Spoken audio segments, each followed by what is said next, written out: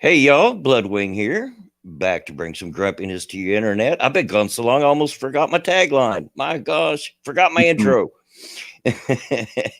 And welcome back to Redneck Radio, the live stream where today you get an extra healthy side helping of Southern style colored greens, spicy colored greens with a little bit of bacon in it. That sounds good. Oh, yeah.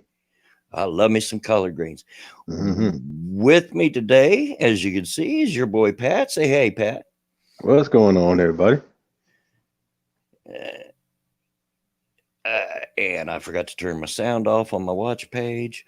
But yeah, uh, the old man is back. I know it's been a week, and it's not going to change next week, folks. I'm sorry, but there still won't be a Tuesday or Thursday stream. But after that, I can get back to a more regular schedule.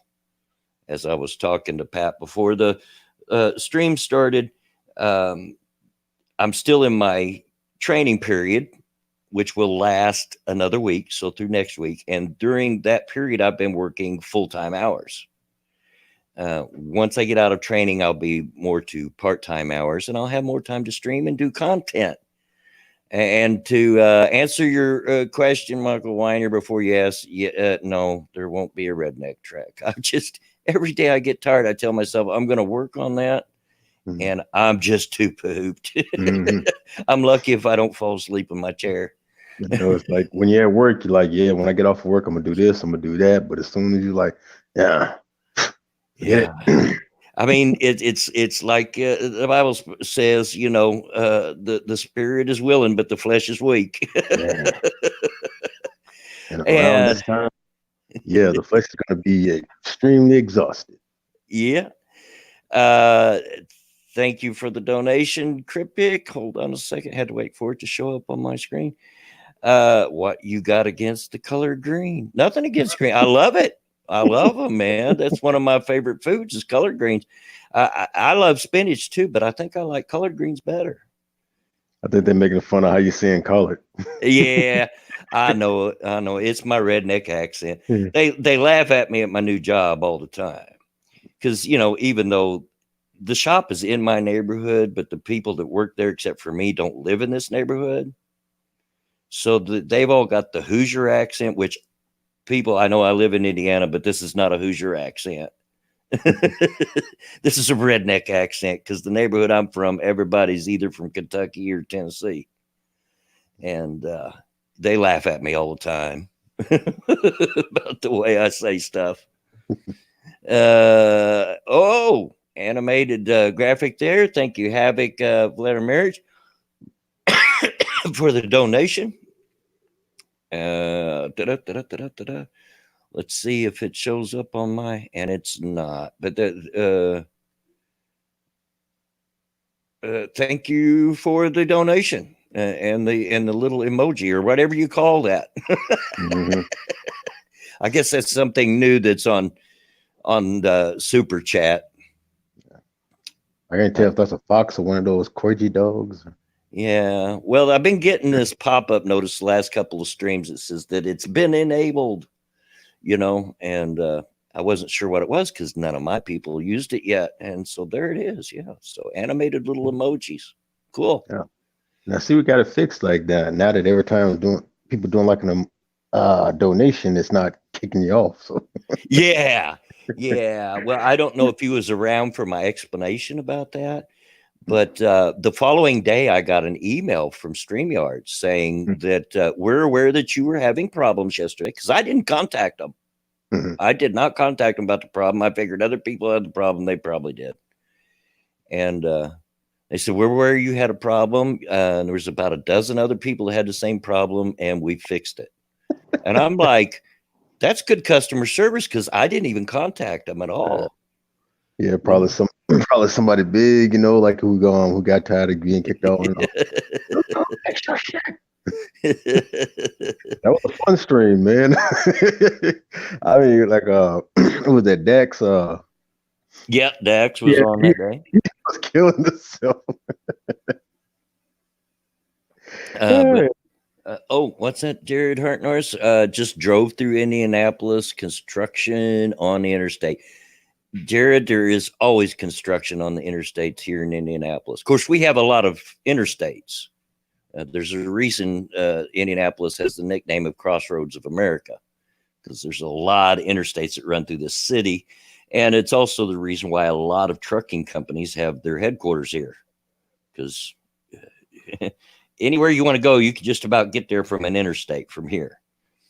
But there's always construction, always those orange barrels. Yeah, it was like a StreamYard leapfrog. I mean, I know I sounded frustrated, but I was laughing. I was the only frustrating that day. Yeah, the only frustrating part was you daggum idiots kept doing it halfway through my sentence, so I didn't get to finish my sentences. Yeah, but it was fun. It was fun. So it's been a little while since I've got to have you on here, Pat. How's it going? Oh, it's been going good. Well, it's like I said, it's the holidays. So with my job, there's a lot of catering, there's a lot of functions going on, things like that. So it's like, yeah, this the most busiest time of the year for me. Oh yeah. From Thanksgiving to Black Friday, then there's like gonna be lighting ceremonies, and then people, doing Christmas parties, and oh God, the Christmas parties, man. Yeah. You get all these business people and all these doctors and stuff like that get together, and there's a bunch of drinks going around, and they let loose and shit. Yeah. I like when they let loose though, because like I said, they'll end up tipping you real good. Yeah. Excuse me just a second, folks. Be careful. My wife's getting ready to leave, so she's gonna go over and babysit the grandbabies for a little while, so my youngest daughter can have a little time out on her own. Get a drink. Get a little. As you can tell, I'm probably a little hoarse. I was telling Pat before, yesterday was my first full shift running the register by myself, while the rest of them done the truck, because Friday's truck day. So the rest of them were busy putting away stock, and I was too. I was cashiering and putting away all the chew. It's a tobacco shop, in case y'all didn't know that. Thank you, Cryptic, for the donation. And we made it worth it, though. Yes, you did make it worth it, and I appreciate it. That was almost as good as Monkey's nipple twisting strings. Oh man.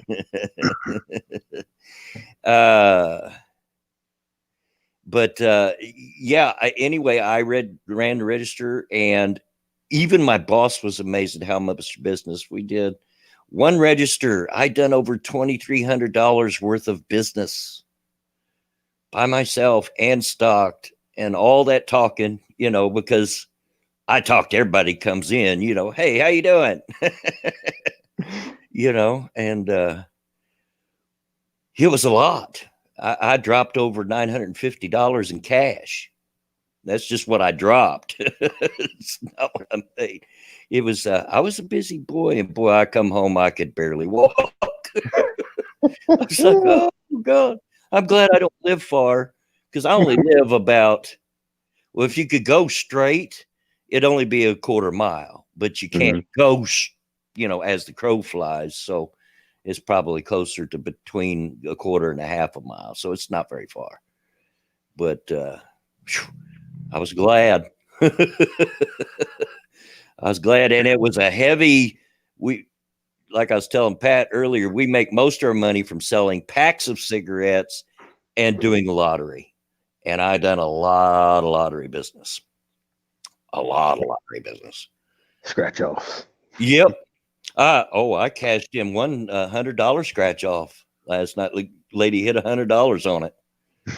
And she said, of course, I had someone, I'm in my training period, so there's always someone there with me, more experienced while I'm training. Hey, Amanda. And the lady says, do you have enough money to cash in $100 lottery ticket? I said, well, I don't know. We'll have to see, because I had just made a drop, and we were able to come up with it, and it was a good thing because the lady gave each of us a $5 tip for cashing her $100. So yeah, it was not a bad night, and actually made $5 extra off the books. Yeah, she only spent $200, so yay! Exactly. We have regulars. If you do lottery business, you get the same people in all the time, and you start to recognize them. And there's really? Yeah, there's some of these guys that'll spend $100, $150, $200 in one go on lotteries. I'm like, I don't know if you can hear that, but it's like all of a sudden, the neighbor decided they want to turn on their leaf blower all of a damn sudden. I'm like, really, around this time? No, it's not. I don't hear it. It's not coming across for me. All right, good. But yeah, I don't get that lot. I don't play it myself, and that's one of the things I'm struggling with. I've got the cash register down pat. And of course, we're required to ask for ID. If you look younger than 40, we're supposed to ask you for ID to sell you any tobacco. And that is a no tolerance offense now. They will shop you. They'll hire young people to come around and shop and see if you card them. Mm-hmm. And if you don't, you're fired. No questions asked. No tolerance policy on that. So I've got all that down pretty good, but I'm still struggling with that lottery because I don't play it. I don't get it. And they have their own lingo. They start naming all the, I want 3 boards and this and that. And what the heck's a board? I don't understand. But yeah, we're learning. Those that follow me on Twitter seen where I was talking about the other night. What was it? Wednesday night?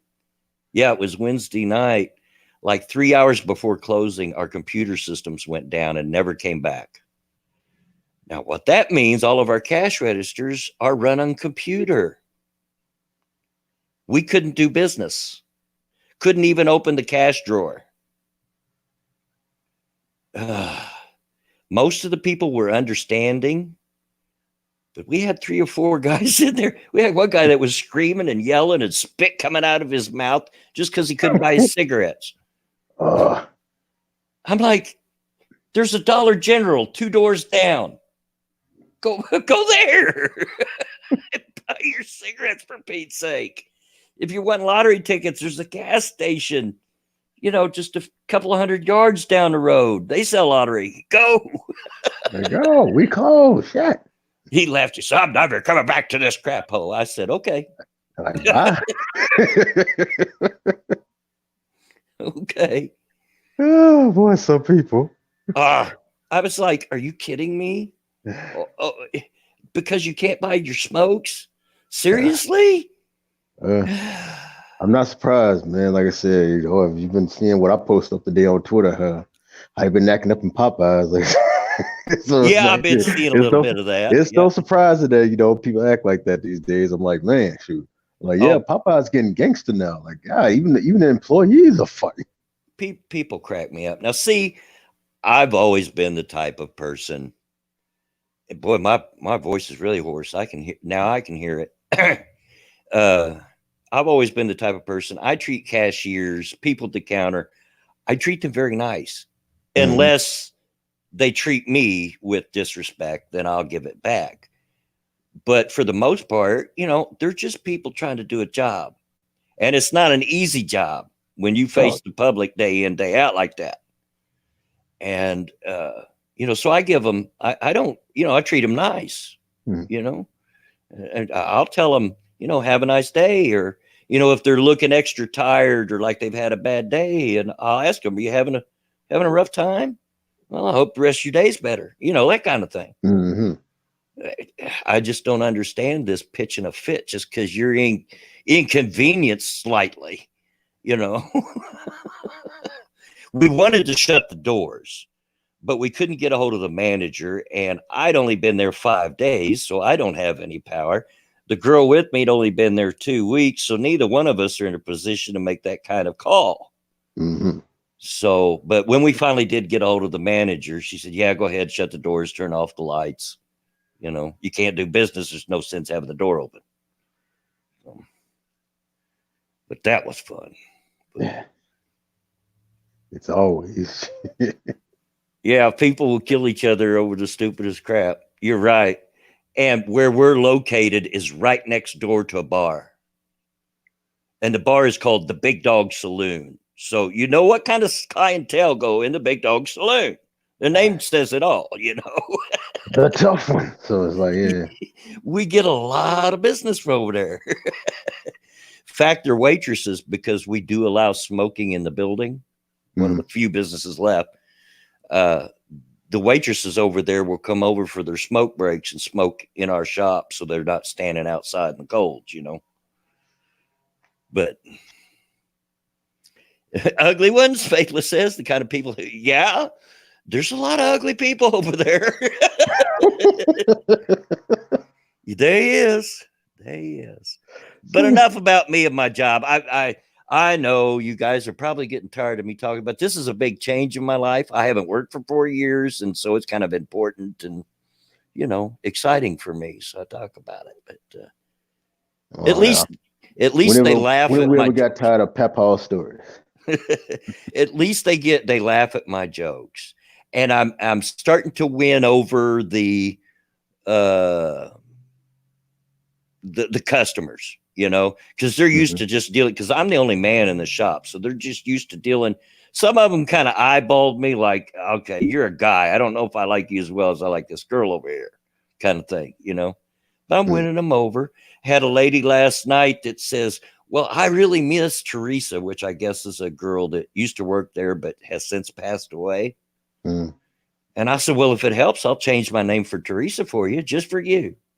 The lady a couple days ago had an old lady that was probably, oh gosh, she had to be in her late 70s at least. And she was buying some cigarettes and she paid with a debit card. So I had to get her signature on the receipt. And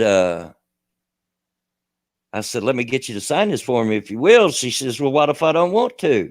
And I said, well, I guess me and you's going to have to arm wrestle for it. And I popped my elbow right down on let's go right now. Little old lady just laughed. Well, I'm afraid you'd probably win. My arm's pretty sore. And I said, how do you know mine's not? Come on. But that's just me. They've my coworkers have learned to appreciate my dumb humor. I said we got to bring something to. Yeah. It makes the day fly by.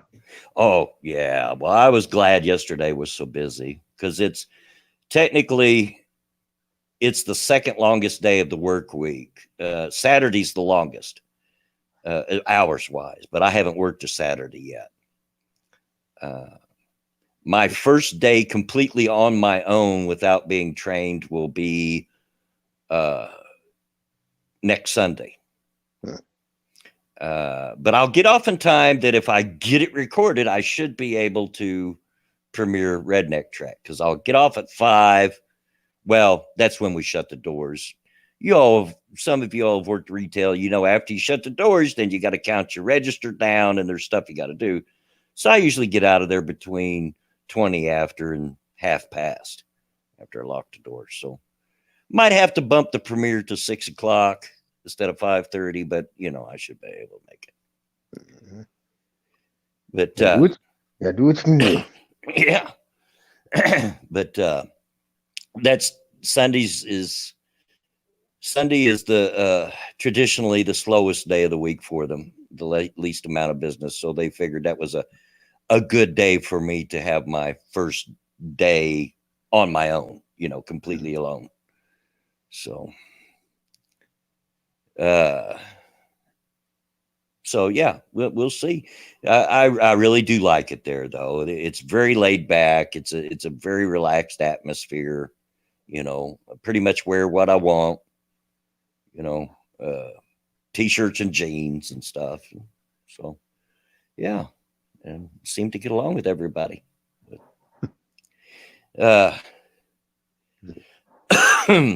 Oh yeah, Amanda in the chat says she worked at a gas station, but it never it never closed. You know, she worked the overnight shift. Me, I never could do overnight, man. I was never like a really like late night person, like a night owl. I was early. I've been more like an early bird, but like in the evenings, I'm not in like the early mornings and things like that. But I could never do like the graveyard shift or nothing, man. I couldn't stay awake. I prefer first shift. If I had my druthers, I'd work first shift. You know, go in the morning, get off in the afternoon. But you know, I'm a new hire working part time. I don't have that kind of pull, so you know, I work what they give me, which is going to be all afternoons. You know. Go in at 12, 1 o'clock and work till 7 or 8. Got to swing. But yeah, I worked overnight, or what we would call graveyard shift, for 8 years at FedEx. J Kid, my son, always preferred overnight. His last job, he was working overnight at a gas station, and he quit it because he kept getting robbed, and he was actually getting scared, you know, for his life. But yeah, thankfully we're not a 24-hour business. Most days they open at 8 in the morning and close at 7 in the evening, but they are open later on Fridays and Saturdays. And on Sundays they're only open like 10 till 5, something like that. So I said, I'll work Sunday if you say it's okay that I pull the football game up on my phone, as long as I have the sound up so I can watch the football game while I'm here. That's a prerequisite. I ain't doing Sundays if I can't watch the football game. She just laughed, but I was being serious. Yeah, sure. In the games, sure. Yeah, it's my only real vice left is, or love. I love me some football. Got to watch the game. I don't know, me too. It's like this weekend for my teams and things like that going to be like some pretty tough ones. Like I think tonight was my Sooners. You know, they play Baylor, but tomorrow, oh man, my Cowboys, they got the Patriots. So I don't know, man. Like I said, I'm rooting for my Cowboys, but they got a tough one. If they the Colts have slid the last couple of weeks. You know, that's my team, the Colts, because I live here in Indy.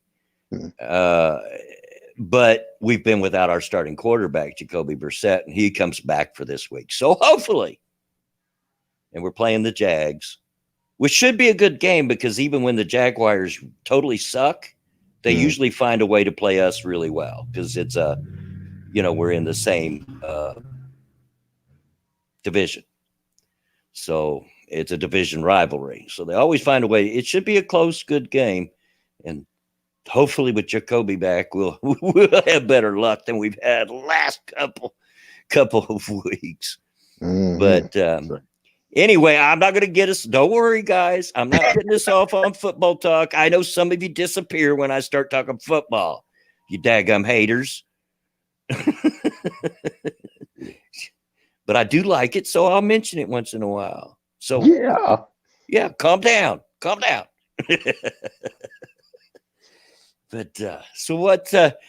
Since I've went back to work, I have been totally out of the loop. I look at Twitter maybe a little bit before I go in the morning, and see what makes it tough is my day. If I didn't have to pick my granddaughters up early in the morning, because I have to get up at 5:45 in the morning, go take them to school, and it's all the way across town. If I didn't have to do that, it would be better. But my day kind of seems odd and disjointed because, I've got to get up early after working till 7 or 8 the night before, But long story short, I'm a little out of the loop. I'm not able to keep up like I've been wanting to. So is there anything new? Not really. Most everybody just basically, talk about the, impeachment hearings and things like that. Yeah. And then there's the thing about Robert Stone. Yeah. J Kid's Myles Garrett jersey. Yeah, I don't think so. First of all, he's not a Cleveland Browns fan. He's a Detroit Lions fan. That too, right there, man. Yeah, he got suspended for the whole season now after that incident right there. I've seen the video of that, and he should have got worse than that. He should be up for criminal charges. I'm saying, man, shoot, took the helmet and swinging at the dude's head. I'm like, man, you're trying to kill somebody. That wasn't just a swing. He hauled off and gave it everything he had at him. Yeah. Yeah, he could have killed him. He could have killed that quarterback. My God. Like, this ain't NFL blitz. Yeah. But yeah, he deserved worse than that. But yeah, good on the NFL. They should have at least something like that. I mean, you might want to consider lifelong ban. You know what I mean? You don't need people like that in the NFL. You just don't. Yeah. Yeah, it's like he got suspended indefinitely for the rest of the season. He got fined. I think the other dude, like I said, he just basically got he got kicked out of the game and got fined. But it's like, yeah, I guess there was a lot of that going on in that game. I was working and wasn't able to watch any of it, but I guess a guy earlier got hit so hard with a head-to-head that his ears were bleeding, a receiver. Yeah, there was actually blood coming out of his ears. And then on the helmet incident where Garrett pulled his helmet off and swung at him, there was another guy that come in from the Browns that came in and blindsided him after that. If you keep watching the clip, he just comes in and blindsides him for no reason, knocks him down. The guy without a helmet. It's like, geez, you guys, what are you trying to be the new Raiders? What? Yeah, the thing is, they won the game. Yeah. Yeah, geez. And they finally get a win, and it's kind of overshadowed, with all this controversy. Next time he will act out the opening scene from The Last Boy Scout. Lord, I hope not. Good movie. I remember that movie, but yeah, we don't want to see anybody get shot on the field. W.R. Carlston, who else suspects Bloodwing of being awesome? Well, I don't know about that. I don't know about being awesome, but thank you. Thank you. Yeah. Impeachment stuff. God, it's all over. It's hard to even see any other kind of news because that's all there is. Yeah. And, it's it's like at this point, whenever I hear about, like impeachment and all that right now, I'm just like, oh, here they go again. It's like, yeah. And so far, I haven't seen anything. It's all a bunch of, no, I don't have firsthand knowledge. No, I didn't hear this. Somebody told me. Mm-hmm. And how are you going to use that? I know. It's more like a big distraction. I'm saying like a distracting tactic that pulling like every trick that they can, and a lot of people coming out basically trying to get trying to get their name in the news and trying to get attention and things like that. It's ridiculous. It's a media circus basically now. It's like, yeah, I think one of the telling stats that I've seen since it started was votes for impeachment. It's no secret I'm old, so I've lived through at least, this is the third impeachment, I think, unless there's one I'm forgetting about, because I was a teenager during the Watergate trials, and when they went to impeach Nixon, it was almost unanimous vote, Republican and Democrat, right? To start impeachment proceedings. Bill Clinton, when he was brought up on it, several Democrats voted for it, so it was bipartisan as well. It wasn't as lopsided as Nixon, but it was pretty close. With Trump, not a single Republican had voted for impeachment. I'm like, that kind of says a lot right there. I don't know. I haven't seen anything, and I'm not a mad dog Trump supporter. I've told y'all before, I don't think he's the worst president we've ever had by a long shot. There were way worse presidents in my lifetime than Trump, but I didn't vote for the man. I didn't vote for him, and I think he's hilarious. He cracks me up on Twitter. Oh man, But boy, he likes to find a lot of folks, man. It's like, if anything, like I said, the people who like really can't stand, President Trump and things like that, just basically, like are the ones who always, claim that they're the better ones, they're the better person and all that right there. But every time, day by day, and every time they like go after him and things like that, they slowly reveal their own bias and things like that. But then try to have the audacity to try to say like, oh, I'm better than this person. I never do what Trump do because he's this horrible, evil person and things like that. And you are the one that's actually evil. Yeah. Sorry, Diesel Dave. Hope you're not tuning out, but we had to find things to talk about. We won't spend the whole stream on it. I promise. I promise. He said he's kind of tired of hearing about it. And I get that. I get that. Cause like I said, that's all that's been.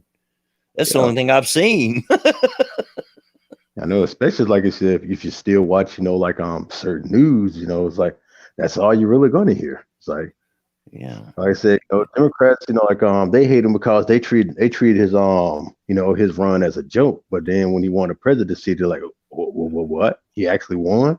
Yeah. Media can't stand him because he called them fake news. Which, when you look at a lot of them, he's not lying. Yeah, I mean, like I said, I'm not this rabid Trump supporter, MAGA hat wearing. I don't own a MAGA hat. I ain't that. I don't think he's the worst president we've had either by a long shot, like I said. So I'm going in it with a somewhat of an open mind. Okay, if you've got something, let's see it. So far, I ain't seen it. Me neither. And that's what gets me. It's like, But yeah, you have people barking on me online and stuff like that. How can you support Trump? He's this, insert label here, right there, and everything. And I'm like, where? What? Show me how? This, that. Yeah. It's because I said so. I don't care what the hell you said, man. Show me how he's this insert label here. Yeah. Lindsay, I don't know if it's that or if it's just a ploy, as has been discussed before, to keep him from being reelected. I mean, they from day one when he got elected, they've been screaming and about how they're going to get him out of there. How can we get him out? Well, they ain't done it yet. They've wasted 3 years on his first term trying to get him out of there, and they can't do it yet. And I don't know. It makes no sense to me because there's if they let off with their star witnesses, it's a big nothing burger. It's just nothing. And of course they're trying to do something now because with the current Democrat nominees that they have, it's like, it's like they really have no chance unless, I don't know, something luckily happens or whatever. Because I'm looking at how all of them are talking. They have no plans. They have no policies. They don't have nothing other than like, it was vote, when I'm president, you're going to get free this. When I'm president, I'm going to make this illegal. When I'm president, I'm going to take away your AR-15s, damn it. And it's like, who was it? Was it Yang that tweeted earlier? I'm out here trying to give away free money. No, it's not free. It's taxpayer money. Exactly. That ain't free. We paid for it with our taxes. Come on. That's what gets me about all this socialist stuff. Hey, that stuff ain't free. It come from somebody. I paid for it with my taxes. Lord, it doesn't grow on trees, folks. No. But I don't know. I know, and the people that they're trying to give free stuff to, it's like number one, they don't appreciate it. They expect everything to just be handed to them, and in the end, they give nothing back. Well, see, here's my problem. Y'all know I don't have a lot of money, but I don't consider myself part of the poor class, I'm lower middle class is what I consider myself. Another way to put it is I'm working poor. I work, I try to make money, but it's just barely enough to cover everything and keep roof over my head, with nothing left over. So one of the working poor. Every time one of these politicians start talking about giving away something free and helping this group or that group, it always comes out of my pocket. Exactly. Dadgummit. I'm all for helping people out. You know, I'm all for that. But can we do it to where not so much of it comes out of my pocket? Maybe. Quit making me poorer. Yeah, and a lot of the people that are trying to help out, like I said, you know, like they don't even need helping out. They ain't trying to do nothing in the first place. Yeah. It's like, oh my gosh.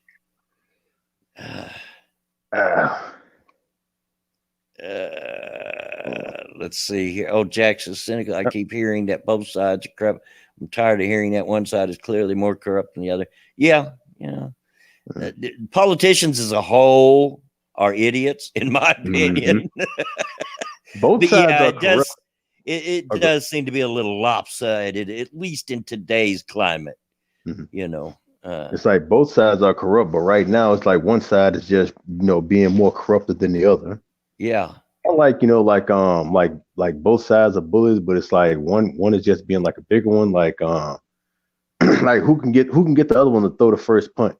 Yeah. Yeah. And right now, like I said, you know, it's been a right, basically, you know, like you know, getting the left to basically like throw the first punch. They'll sit up here and they'll say something, and the left will lose their damn mind, you know, take a swing and stuff like that. So now, you know, the right looks like the victim because why? The left is so, you know, quick to react. Yeah, and in my mind, it's come full circle. You know, back in the 80s and early 90s, you had the religious right that were kind of running things, you know. And now it's just come full circle, you know. Yes. Of course, when you've lived nearly 6 decades like I have, you see that that's the way the political climate goes. It's a cycle, you know, and you know, this group is kind of running things now, and a few years down the road, it's going to be the other side. You know, it just keeps going in a cycle. But, attack alpaca. This is why I'm happily independent. Yes, I am a registered independent. I am definitely a conservative. I'm not lying. I'm not ashamed of it. I'm about as conservative as you can get, but I'm not a Republican. I'm not. Because I don't want to be a part of a group. I don't want that group think. I want to think for myself. Dadgummit. Exactly. Quit telling me what to think. That's why it's kind of hard for me to like identify as liberal or conservative. Even though, like I said, right now at this point, I'm mostly leaning towards conservative. It's like I see a lot of, you know, problems on the conservative side and things like that, but compared to the liberals right now, it's like, and most of the time when I'm pointing out like the problems with the liberals and things like that, where it's like I can get a little. I try not to. I can get a little like, you know, like radical at some points, but I'm basically like, you know, like, see, liberals, this is what the problem is right here. You know, if we stop doing this, if you start pointing this out, if you start calling out this person right there, then maybe a lot of people will be like, all right, I see where they're coming from. You know, maybe I should give the liberals a chance. But it's like once they see like horrible things going on their side and they try to make up every excuse, well, the right is doing this, well, the conservatives are doing that, well, the Republicans, like, stop making up excuses. When you see assholes being assholes on your side, call them out. Say this ain't up. Our little genre here, if you will, gets the bad rap of not calling out people on the right enough. And I'm like, excuse me, you haven't watched my content then? Because I have. Because I've made it very clear, you know, the alt-right idiots, well, I already said it, they're idiots. If you know, if you're into all that race realism and stuff and any kind of racism, I'm sorry, but you're a dummy. You're an idiot. You know, I ain't going to stand for that any more than I'm going to condone what Antifa does. You know, it's just, it's stupid. The thing we're missing today, and this is just my opinion, I'm no expert. I'm just some dumb old redneck sitting over here in the Indian no place talking to you all over the internet. So I'm no expert. But I think what we're missing is cooperation. You know, hands across the aisle. Let's get some bipartisan cooperation here. There's too much of this us versus them mentality now. And I'm not really sure just exactly which side to blame that all on. I don't know that it's any one side's really fault. I think it's a little tit for tat. It's like cooperation, and a lot of things that's missing is a whole lot of personal responsibility. This whole like, oh, it's not my fault, it's because of this, it's because of that. Like nobody takes responsibility for themselves anymore, man. It's always somebody else's fault. Yeah, I've seen that stuff, Jack Gansky from Gab and all that. It kind of does seem kind of counterproductive to them claiming that they're going to be a free speech platform. But I've said it before on this stream and on other streams. I've made my opinion known on supposed free speech platforms. It's a great idea, and I wish one would emerge that truly was, but almost invariably, it's I don't know how you would have a free speech platform that is truly free speech without getting idiots like Nazis and alt-right and all that stuff on there, as well as the other side, the Antifa and all that crap. It's just going to exist. Yeah. And that's the downfall of all these. We've seen Minds, which I got no problem with Minds, but I didn't join it to watch porn, folks. I got nothing against porn, but that's not why I joined it. And my feed on Minds, I haven't logged in a long while, but the last time I logged in, that's all it was. Like, gee, many Christmas. Like Minds is a new Pornhub. Pretty much. And and you have Gab and you have others that claim to be free speech platform, but on Gab's part, that does seem to be counter, them claiming to be a free speech platform. And I've seen all that stuff. They're coming out about porn and all that. Yeah, Jared, you're right. Free speech is free speech. I may not agree with all of it. Yeah. There's certainly stuff out there people say that I don't agree with, but I agree with the part that you have a right to say it. Mm-hmm. On that same token, I have a right to say that you're an idiot. Yeah.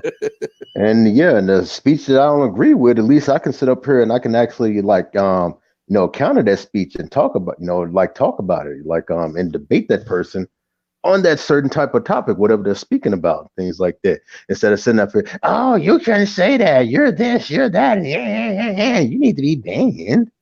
Those are the ones that get on my nerves. Yeah, and Jack Gunsky kind of brings up that point. He says they don't need to ban it, but the platform can allow settings to avoid it. Sure, give a way to opt out of that kind of content if you don't want to hear it. But certain people are looking for that perfect world where only the stuff that they want to see, that they want to hear, only exists.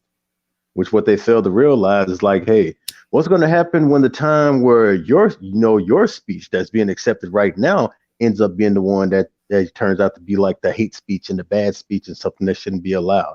They don't think about that because they're only thinking about themselves. They're so self-entitled and self-absorbed that they don't think about, what can happen in the future.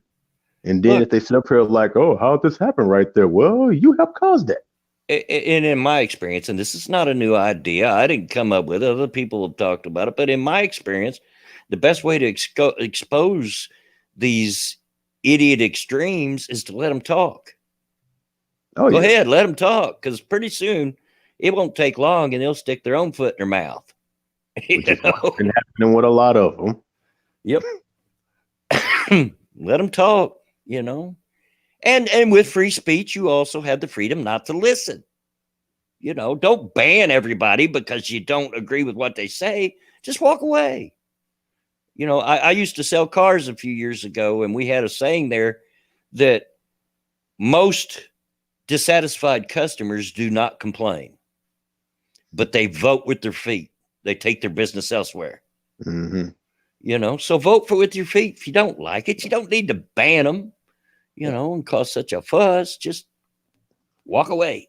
And so say this. So say they actually did get their wish. Everybody that they didn't like, all the speech that they didn't like and stuff like that, all of a sudden just like poof, bam, it's gone. Like all the speech that they don't like is banned from this platform and all this stuff right there.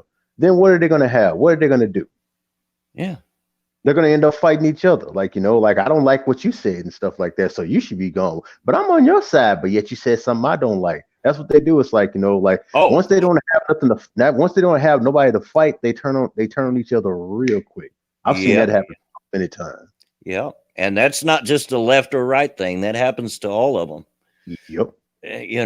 Once you make it a small little non-inclusive clique, that's what happens. Mm-hmm. It never ends with party poopers, man. Yeah. I mean, the same thing, and I called it way before it happens. If you don't believe me, you can ask Alex, because I used to talk to him about it in the background. I was never a fan of internet blood sports. Didn't like it, didn't care about it, thought it was stupid. And I told him then, you watch, they're going to end up eating each other. That's what's going to happen. All these guys involved in internet blood sports are going to start turning on each other. What happened? Exactly what happened. Exactly. When you make it a small, non-inclusive little clique, you against everybody else, once you run out of targets, that's what happens. My opinion, you're welcome to disagree with it. I always say that, folks. I don't think, if you've ever watched any of the content that I used to make, I always tried to end it with, but don't take my word for it. Think for yourself. Go look it up for yourself and see if I'm not telling you the truth, because I don't want people just following what I say blindly. If you agree with me, great, but agree with me because that's what you think too. Yeah. Which is like every week on Twitter when I'm like doing like my little polls, like giving like certain like questions and things like that, and then I'm like giving the options. It's like I do that because I want to hear like different opinions. Like, what do you think? Like, do you like this, that, such and such, this and that? And if you agree with me or you disagree with me, like, let me know why, because I want to hear like different opinions and things like that. Not everybody's going to agree with me. Like what, a couple of weeks ago when I did the whole, like I'm saying, like, what do you call it? Like, do you call it soda pop and all that right there? Which all you soda fools, y'all wrong still. Matt, here where I live in Indiana, we call it soda pop. We call it pop. Yeah, go get one of them cold pops out of the refrigerator. Or there are those few that will just use the word Coke as a coverall. For even if they're going to go buy a Mountain Dew, I'm going to go down to the store and get a Coke. But most of them here call it soda pop. Yeah, you come down here and you say Coke, 9 times out of 10 you're going to get a Coke. No, I'm not talking about Coke. I'm talking about the. Well, why didn't you say that? Yeah. You said Coke, and I definitely gave you a Coke.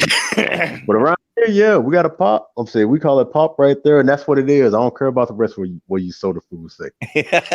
Soda fools. that was fun, because I got so many different interactions, and that's what I like to hear when I drop down my little Twitter polls and things like that. Well, it was like there was something else I seen with you on Twitter. Who was it? What was her? Oh, the girl that's from Canada. What's her name? She always wears a mask on her avatar that covers the top half of her face. Like anonymous. Yeah, and she asked because she's from Canada. She says, "My American friends, what is the best barbecue?" And I remember thinking, I almost commented, "Oh Lord, you don't know what you've done." You don't know what you've done, because everybody's got their favorite. Everybody's got their preference, and it's barbecue is one of those things that people get adamant about. I know, like I said, almost got me and Chaos into it. Chaos gonna be talking about like it's Memphis, like no, it's Texas. Thank you, Cryptic, for the donation. Redneck's called Pop Morning Mouthwash. Probably the first thing I do, even before I take a sip of coffee, is chug me some Mountain Dew. You're probably right. Oh, Deck Train's talking about favorite, like purple drink. Yeah, I already know about that purple drink. That purple drink go good with that Popeyes, man. Shoot. Like I did on that one video. Like, hey, if you're ever gonna eat Popeyes, man, you gotta have that BAM. You gotta have that Fanta, that grape soda right there. Well, I do like a good grape soda. I do not, however, like Grape KoolAid. It's probably my least favorite flavor of Kool-Aid. When it comes to Kool-Aid, I'm more red. Yeah. Me too. Cherry or strawberry or tropical punch. Yeah. I don't like the grape Kool-Aid. Don't like the orange Kool-Aid either. But the reason I don't like the orange Kool-Aid, and you all are familiar, I wasn't the best of young fellas. I wasn't the best behaved, and I've spent a minute or two behind bars in my life. And orange Kool-Aid, that's what they give you in jail with your meal. A packet of orange Kool-Aid. I used to trade my Kool-Aid for, something else I wanted. Hey, you want that roll there? I'll trade you my Kool-Aid for it. I say, y'all at least could have got red up in here. Shit. It's cheap ass orange. Yeah. But I'm not promoting it. I'm not laughing about it, folks. It is what it is. I was I don't even know how to explain it. I was not a good boy when I was a younger person. I just wasn't. That's the way it was. Cynical isn't talking about Tang. I never got into Tang, man. I liked it as a kid. Loved it as a kid. Of course, when I was a kid, that's when they really pushed it as, this is what the astronauts drink, Tang. So, and I always wanted to be an astronaut when I was a little boy. So, oh no, yeah. What else was out there besides Tang? I know Tang was like was competing with something. It was like I can't think of it. Well, the other thing I drank other than Kool-Aid or Tang when I was a kid, of course, you had the off-brand Kool-Aids. Like Flavor Aid, and there was another one that I can't remember the name of. But was High C. Now, when I was a kid, High C is different. High C's different when I was a kid than it is now. Now it comes in those little drink boxes, right? Yeah, juice boxes. When I was a kid, it came in great big tall cans that you had to use a can opener to open, and you poured it out of the can. And it was good. They had some good flavors. My favorite then was the cherry. But I think it came in a powder too at that time, didn't it? It might have later, not when I was a little kid. The only thing I remember seeing it in was the metal cans that were tall. They were thinner than like a number. You know what I'm talking about? A number 10 can. It was thinner than that, but about that tall. I'm in the 80s. Maybe it came around my time. So it's like, I miss the 80s, man. The 80s wasn't bad. I miss the 70s, because that's when I was a teenager. I was a teenager through the entirety of the 70s. I turned 10 years old in 1970. So, by the time the 80s hit, I was 20. But, I miss this. I was just before the stream. I was watching. There's a channel called Minty, which I watch every once in a while. It's an Australian dude, and he'll give like 10 things you didn't know about this movie, or 10 things you didn't know about that movie, kind of thing. And he just recently done the original Carrie movie out of the 70s. With Sissy Spacek. With Sissy Spacek, which in my opinion was the best one. There's been different versions, but you just can't beat that one. But anyways, if it's got any kick against it, it's got this really heavy 70s vibe to it. Well, yeah, it was made in the late 70s. Of course it does. But I think that's, he said, and I had to agree with him, that's part of the charm of the movie now. As we watch it now in the 2010s, almost 2020, is that 70s vibe that it had. Mike Savage says, nah, the 70s were rubbish, at least in Ireland. It was rough in Ireland. I'll give you that, Mike. Yeah, it was rough. And the IRA was very active in the 70s. I'll give you that. But here in the States, it was a good time to grow up. It really was. It was fun. That's not to say it was perfect. I've mentioned the stat before that there was more deaths by homegrown terrorists in the 1970s than any other decade. Not even close. Not even close. But you don't hear about that part of it, you know. All you hear about is Watergate and Vietnam and all that stuff. But hey, Vietnam brought us MASH, though. Yeah.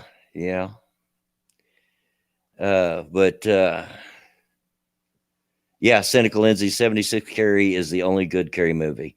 I seen it at the theaters when it come out, and I tell you what, it was good, and it was scary. Of course, I think the scariest part of that movie is her mom. Oh God, man, her mom was nuts. Oh, her mom was the scariest thing in that movie. I mean, you felt sorry for Carrie. Yeah, she went a little overboard at the end and killed some of the people that were actually on her side trying to help her. But you can't blame her for going off, you know? Her mom was a prime example of not all Christians are like that. Yep. That's when it's like when you too religious. I'm like, good God, lady, like put the Bible down, tone down. Yeah, I can't remember that actress's name. Oh, but she done a superb job. There was a lot of good acting in that. You had it was one of John Travolta's first roles. It wasn't his first role. He played as a little kid in an dumb old movie called Devil's Reign that starred William Shatner back in the early 70s. But it was one of his first movie roles. You had William Catt that played the blonde-headed fella that took her to the prom and then went on to play America's Greatest Superhero, or whatever that show was called. Greatest Hero. Damn. I know what you're talking about, though. Yeah, where he had the suit. When he put the suit on, he had powers. Yeah, believe it or not, it's just me. That's it. Yeah. He went on to play that. Had a lot of good actors in it. Piper Laurie. Thank you, Cynical Lindsay. And Asian Hippie. Yeah, thank you. Superb job, man. I mean, she really gave you the creeps watching her play that mom. Oh my gosh. Yeah, the greatest American hero. Yeah, greatest American hero. You know, I grew up in a very religious household. My dad was the pastor of our church. So yeah, very religious household. But it wasn't nothing like that. Oh Lord. Heck no. Not even close. I mean, a house like that, I'd rather go to hell. Like, yeah. So that made you feel sorry for Carrie, you know, even though, she went overboard in the end. Carrie wasn't the monster in that movie. It was her mom and the people picking on her, you know. Yeah, Carrie just snapped. Get him, Carrie, get him. Yeah, I almost cheered in the scene where Carrie uses her powers to have all those kitchen utensils like hang her to the wall, her mom, which was almost in parody of that crucifix that her mom had hanging with darts in it, you know, off to the side that it would show. I was like, yeah, get her, Carrie. You go, girl. That's really like, yeah, Carrie was one of those movies right there where it's like, you know, like the person who's supposed to be an antagonist, you actually, you know, was cheering for. Like, yeah, get him. Yeah, Cynical Lindsay says she knew William Catt from the movie House. This was before I knew he was in Carrie. Yeah, that was another good movie. But he's probably most famous for playing the greatest American hero, at least here in America. You know, because that was a hit TV show in its day, and in my opinion, it ended too soon, and didn't end very well. But it was a great show. Yeah, I love Carrie. And they tried to remake it, and I'm like, nope. Yeah, the remakes just didn't grab me. I'm like, what? No. There are very few remakes that they'll make they'll make of a show, and I'm like, all right, I dig that right there. Like I think Last House on the Left. It's not like as graphic as the original and things like that, but they actually, you know, did a pretty good job. Sometimes they get it right. You know, Mm-hmm. it's rare. And even rarer is when the remake is better than the original. And that happens sometimes. Yeah, Very that's rarely, very rare.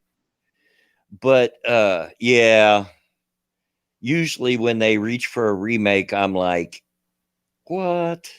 No. Yeah, because what I liked about Last House on the Left, I think what they basically did different is like what it's like the girl like because in the original like the girls who they attacked like her and her friend like they both died, but this one ended up surviving, and of course like the boy that was with the group that did all the crazy stuff right there, you know, he ended up surviving, like the family ended up like saving because he ended up helping them.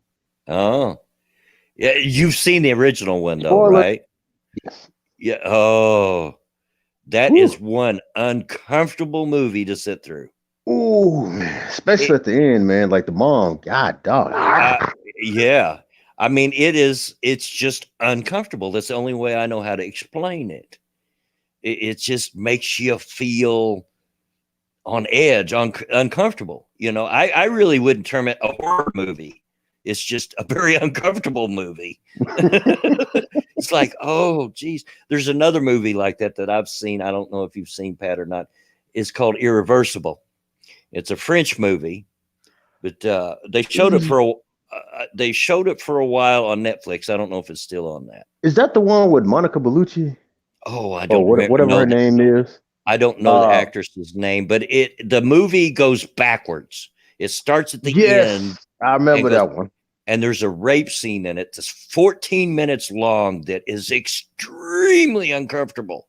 I know exactly what you're talking about. Very real, very brutal, extremely brutal. And I'm like, oh, this is uncomfortable. I don't know if I can watch this anymore. Rape scenes make me uncomfortable anyway. They just do because of the person I am. But okay, what about I Spit on Your Grave? Now that yeah, I spit. Oh, that was another one. Yeah. What I Spit on Your Grave is like I looked at both of them, and what I liked about I like the first part of I Spit on Your Grave with a whole rape scene and things like that, because the actress that they had right there, Camille Keaton, she was not shy in that movie whatsoever. She was not camera shy, whatever, showing her damn body, you know, which in every way, you know, and the way she played, you know, like man, it was I'm saying she did a real good job. However, in the remake, man, like the revenge scene where she's like getting revenge on all of them, I feel like that movie did better on that part right there. Yeah, it's like I've not seen the remake. I've seen the original, but I've not seen the remake, and I've heard that about it. That if possible, it's even more brutal. Yeah, I mean, God. Faithless, in a sense, yes, she was under. By the end of it, it started before the rape. It ended at the beginning and started at the end. It's hard to explain, but it works for this movie. But I warn you, if you find it and you watch it, and if you're easily unsettled, there is a 14-minute rape scene in the middle of it that is very uncomfortable, very brutal. And then he beats her up afterwards, and like so the boyfriends go search for him and things like that, finds him like in one of those gay bars, and he gets jumped on by the folks, and he's about to get raped before his friend comes in, you know, like and just bashes the guy's face in with a fire extinguisher. Oh God. With a fire extinguisher. How did they pull that off right there? Oh, he was just hitting them over and over with that fire extinguisher, and I was like, "You can quit now. I think he's dead. You can stop." But no. By the time he stopped, like I said, dude's face was hamburger, and the rest of them are just looking around because they so damn high. They're just like, whoa. Yeah, that was another one that had some uncomfortable scenes in it. Cynical was The Hills Have Eyes.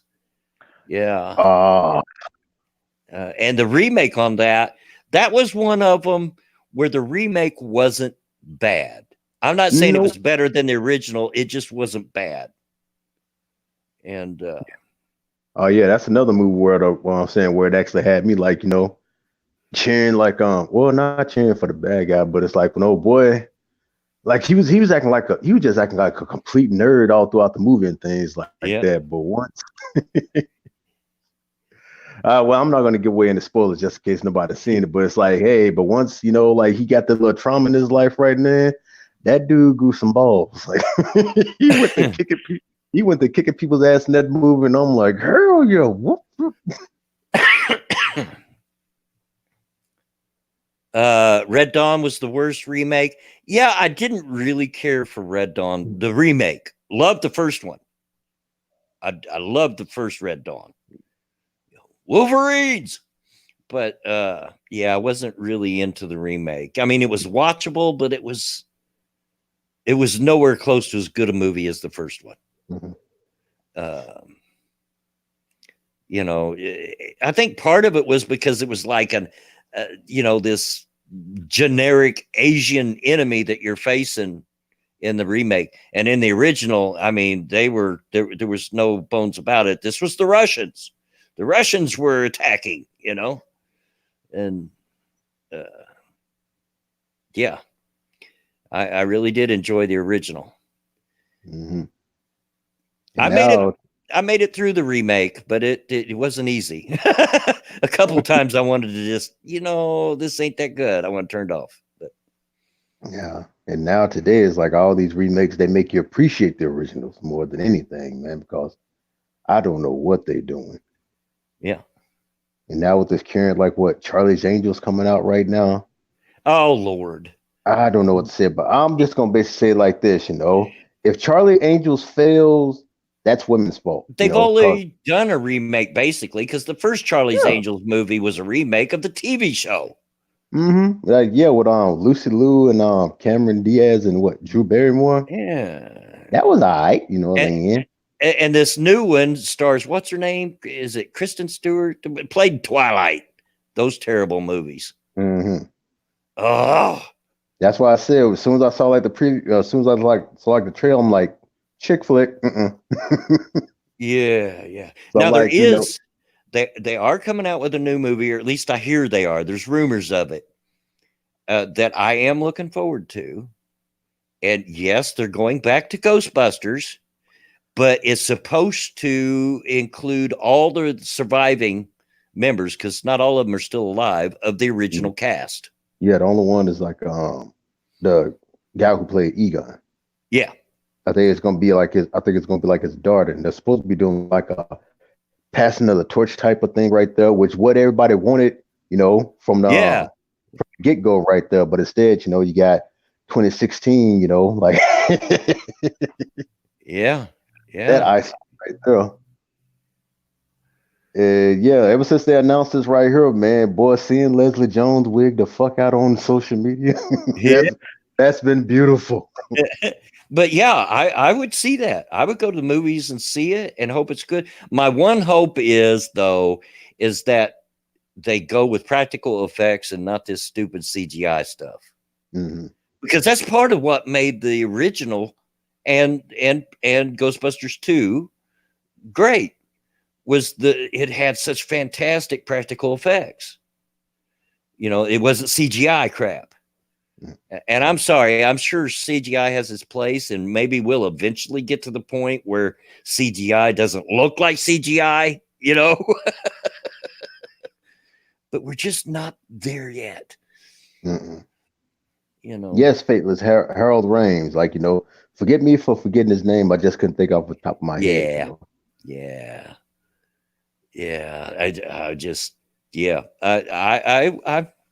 I'm anticipating that one, because that's the movie everybody wanted, not that movie they made with all the girls. Mm-hmm. They wanted a passing of the torch. They wanted a connection to the original. Yeah. Instead of rewriting it like the original never did exist. Yeah. And you're right, Cynical Lindsay. Ghostbusters 2 gets a lot of unnecessary flack. Was it as good as the first one? I don't think so. But it's still a very good movie. Yeah. If we hadn't had the original, put 2 out there as a standalone movie, it would have got a lot better probably be thought of a lot better. But let's see. Is Annie Potts still alive? Oh, I don't know. Like I said, she is. I wonder if they're gonna bring her back as Janine. If they do, hey. Yeah. Yeah. Um, I mean, I would look forward to it. And anything with Bill Murray. My gosh, he's such a genius. Man. He's such a comedic genius. Bill Murray, and a great guy. Yeah, Cynical Lindsay said like she's still alive, so I hope they do. Yeah, yeah, bring them all back. Even the black guy, I can't remember his name, is coming back for it. Mm-hmm.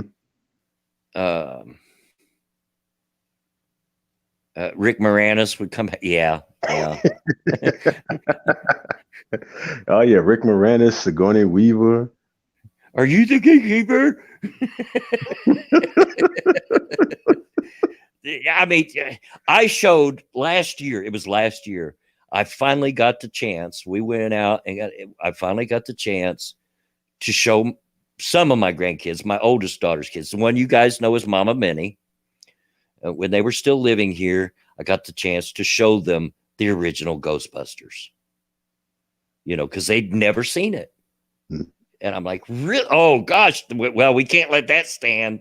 You got to watch it. And like of course, there were The Princess Bride. Yeah. And of course, there were some scenes in there. It was a little uncomfortable having kids watch. I mean, like when Sigourney Weaver was going through, she was possessed and was getting all kind of sexy and stuff. You're kind of like, maybe we should fast forward. But we made it through it. It's just, it's just a phenomenal movie. It's one of those movies that will always be a classic. Yes. Cynical says Dan Aykroyd, Bill Murray, Ernie Hudson, and Sigourney Weaver are confirmed to return. Good. All right. Good. So they got the majority. They got the majority of the cast right Yeah. there. Yeah. Are you the keymaster? Yeah, I think you never went. I had that backwards. Yeah. Yeah. Great movie. Having said that, though, you know what time it is, Pat? Oh. It's time for the old man to take a bathroom break. You know how this works when you come on my channel. But I shall be right back. All right. And with that, guys, what's going on like that? Like if you're out there, like, share, and subscribe, and if you can, support the stream any way you can, like if you donate and things like that, show Redneck Radio and show Bloodwing that, we love and appreciate him and all that right there. And what's going on, chat? What y'all got out there for me? So I can try my best to keep this stream going, so it doesn't be all quiet and things like that. But yeah, like with the new Ghostbusters thing, is like I hope they actually do like with the the original fan base, were asking from the get-go and things like that. So we can make them really regret ever making that eyesore back in 2016. But other than that, like what y'all got, chat?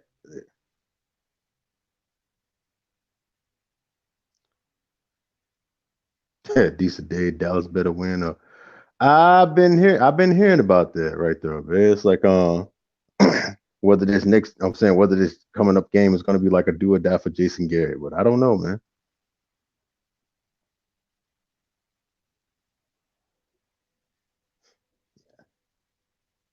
I say it's not question, comment, or concern time, but it's like something to get us going until Bloodwing comes back.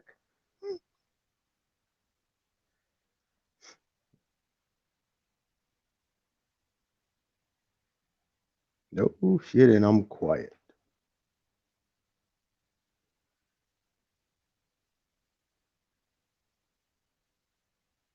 Checking through the screen, checking through the chat, and everybody's quiet to me. Come on, say something, folks.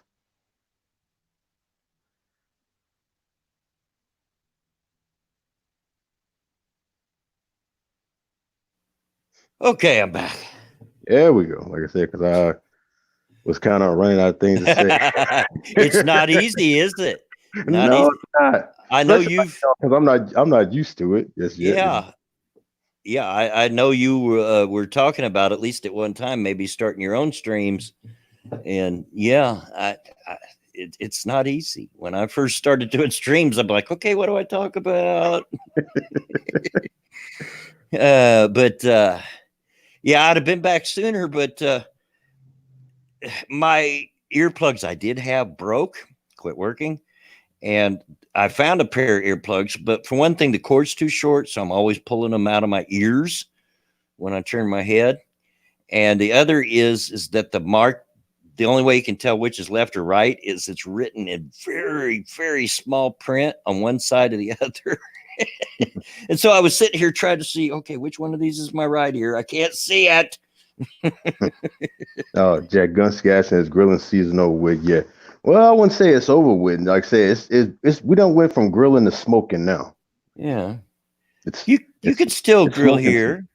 I mean, here in Indiana, we were involved in that winter weather thing that passed through just recently, and we got down to, I think the low was 8 or 9 degrees.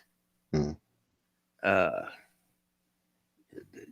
it got pretty cold for a few days. But it's now creeping back up. We're expected to be back into the 50s, which is more normal for us in November.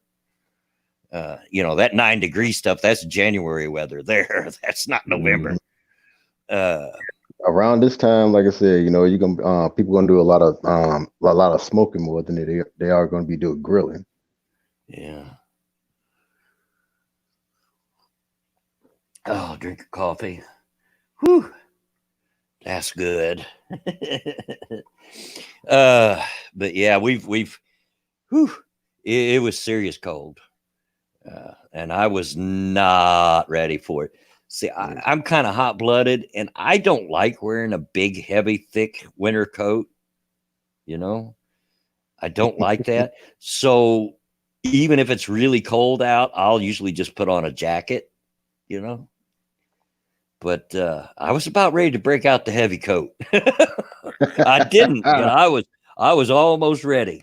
It was almost too cold for me. And it's almost hit that point. That's one thing I like about being down here in the South. Like I said, it may get cold, but it don't get that damn cold.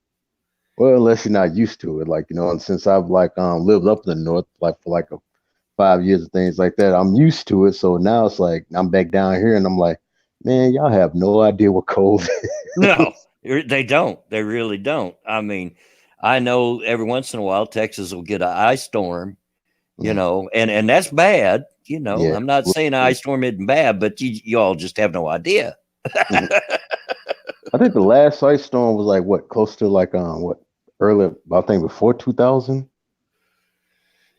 Because I was actually living down here when it happened, man. Like overnight, man. It seems to me like there's been one since then. When was the last Super Bowl that was in Texas? Because I'm pretty sure there was an ice storm that year at around Super Bowl.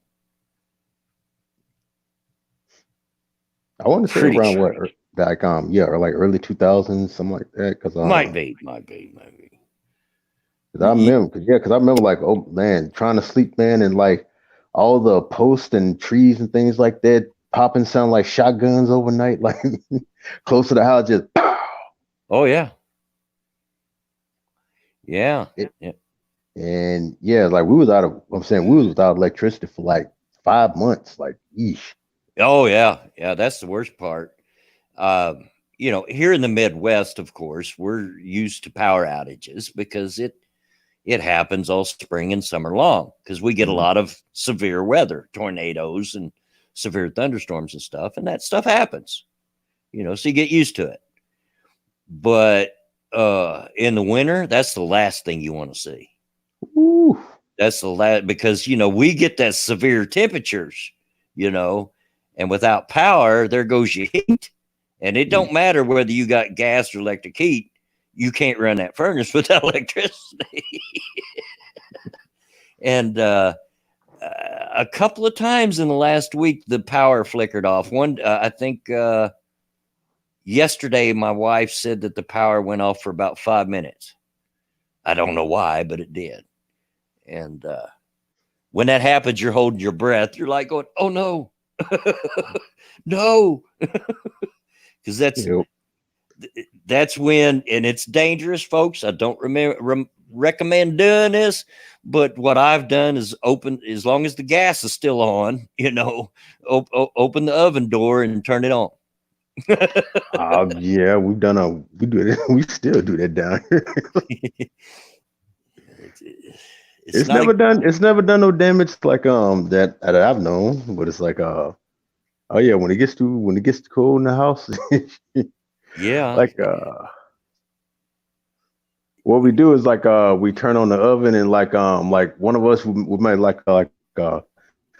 get like a box fan, because we don't have no ceiling fans and things like this. So like get like a box fan and like tie like a nail or something like that, like hang it up and just let it turn it on high and just let like all the heat just catch through the fan and circulate all through the house. Yeah, exactly. This is POFO technology. Well, yeah, during the blizzard of 78, and I was holed up at my dad's house, and we lost power. Most of the town did, most of Indianapolis lost power. And so we done the oven thing and turned it on and huddled around the oven in quilts and stuff. That's how we survived it. But you have to be careful. It is dangerous, because if the flame happens to go out and you've just got that just gas coming out, that'll get you. Oh yeah, that'll get you shit. And the carbon monoxide. Mm-hmm. With the door open, then the carbon monoxide comes out, and I actually have a lifelong a family friend that died several years ago from a space heater, suffocated to death, carbon monoxide poison. Yeah, but when I was staying up there in Rochester, Minnesota, when it hit and things like that, it's like the way they had it was like if you were behind on your bills, like no matter how far behind you was, until springtime, when it warmed up and things like that, they could not cut like your gas off or your electricity off or anything, because because temperatures around there, they can get so dangerously low to the fact where you can freeze to death. So it's like, yeah, it's like everything stayed on throughout the winter, no matter how far behind you were on bills. We get that cold here, maybe not for as long a period as they do, but we do get those temperatures here. But yeah, they can cut you off. Now, they're very accommodating. Like if you say, look, I got a lot of small kids, and they'll set up a payment plan for you, that kind of thing. Yeah, that's what they do up there as well. Like you can play. I'm saying you can pay like small portions, like monthly or weekly, or however you set it up. But it's like, yeah, but in the end, it's like they're not going to turn it off, because that would be a matter of life and death. Because man, I think when I was living up there, I think the worst that they had up there was like negative 43, and I'm like, yeah. When it gets like negative 30, they telling everybody, if you ain't got to, do not go outside. This is a state of emergency. Oh, yeah. The coldest temperature on record, I believe it still holds the record here, was back in the 90s here in Indianapolis. We got, and this is not wind chill, folks, that I'm about to tell you. This is actual temperature, minus 27. That's actual temperature. And once you factored in the wind chill, it was down like in the 40s, minus 40s. That was cold enough that I had a truck at the time, and I with vinyl seats, and I jumped up in the seat of my truck and they shattered like glass. I was out in that working, delivering newspapers and working at FedEx. Was not fun. This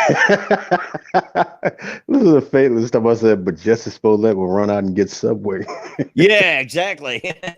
That was kind of your first clue that maybe something was up, that he ran out and got, That's what everybody said as soon as the story came out, man. There And ain't no way that no MAGA people's out running around in this weather no, looking for somebody to beat up. Yeah, even Thorne said that was BS right there, and she lives in Chicago, and she said, yeah, it was like negative. I forgot what the temperature was that he supposedly went out there, and this happened right here. She said like, yeah, oh no, Yeah, that we didn't were. happen. It was too damn cold. Yeah, here in the area because Indy's only a 4-hour trip from Chicago. So we get pretty much the same weather, although they will get more snow because of the lake effect off of Lake Michigan. But temperature-wise, we're usually fairly close, in temperature to one another. And sometimes they're even warmer than we are. But we were under that winter vortex last year, if you all remember that the Midwest went through, of just days upon days of severely cold weather. And yeah, there ain't no way. I don't care how big of a redneck racist idiot you are, you ain't out in that weather looking for somebody to beat up. No. I'm saying, like it's too dang cold. Yeah, I'm surprised stuff was even open. Yeah. And I'm sorry, but if it's like negative this and that and everything, I don't. There's going to be something in the refrigerator I can snack on until the weather warms up. I ain't gonna be like, oh, I gotta have Subway. Like, ain't no freaking way. Like as soon as I heard the whole entire story, I'm like, no, this fool is lying his ass off. But because at the same time, it got cold enough here that for a day or two, the pizza places like Pizza Hut and Papa John's and all that, they wouldn't deliver. Because it's too cold and too dangerous. But like I said, he was black. He said MAGA folks did it, and so hey, they had to try to run with it the best way they could. Yeah. Oh my God. Yeah. And Faithless is as if he wouldn't Uber Eats it. Yeah, come on. Dude's an actor. He's making probably fat money, at least compared to what most of us make. He's making fat money. Yeah, he's going to order that in. He ain't going out for it. And he sure ain't going to walk for it. No. Yeah, it's like there were just too many inconsistencies in his story. And everybody saw through it, man. It's like, I don't know why it went as far as it did. Yeah.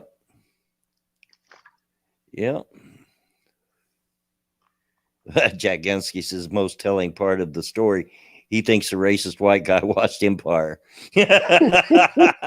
That's true enough. True enough. I mean, I'm not a racist by any stretch of the imagination, but I don't watch Empire. I can't get into it. It's like no, it's because it's not made for me. I'm not black. I don't like hip hop. I don't, I don't like today's hip hop. Yeah, so there's nothing there to appeal to me to say, hey, this is a show I ought to watch. Now, when I was growing up from my childhood to like 1996, that's when my hip hop era basically stopped right there. It's like I still hear a couple of beats. I'm like, all right, I like this right here, but the majority of it, I'm just like, this is junk. This is not real hip hop. These are just people, who just learned how to rhyme, and now they just getting paid big time money to learn some of the old hip hop I can do with, and it's the lamer stuff. Like, yeah, best I can do is MC Hammer, Will Smith before he got to be famous as an actor, LL Cool J, something like that. When you start getting into that gangster rap stuff, no, sorry, you lost me. Yeah, that kind of did it in right there, John Connor says he had never heard of Empire till Jesse Smollett, but then again, I haven't watched TV for 15 years. Yeah, I don't watch TV. I don't even. I'm sitting in my living room right now, and I don't even have a TV in my living room. There's one in my bedroom, but I can't watch it because usually if I'm up, my wife's in there asleep because she works nights. So yeah, I'm mostly YouTube and Netflix. Yeah, I know. Yep. Like I said, Netflix heresy. Say whichever wants. I watch Netflix. It's the only streaming service I own at the moment. Yeah, I know. I know there's Hulu and there's Tubi, and now they got this Disney Plus right here. But it's like I'm sticking with Netflix until something better pops up. Because And, right now, and, I think in and Disney, the only thing everybody's talking about is the Mandalorian. yeah, and you may be asking yourself, well, how do you watch your precious football if you don't have a TV? It's because the cable service I go through allows me to go and watch it on their website. I watch it on my computer, and that way, because my wife hates football, that way I'm not bothering her with it. Because if she has to listen to it, I've got to listen to the whole game. I hate football. I hate football. We should turn that down. We should quit yelling. Now, I got cable, but I only watch it Monday, Wednesday, and Friday when my wrestling is on. And say whatever y'all want about that. I only have it for the internet, but the internet comes with basic cable.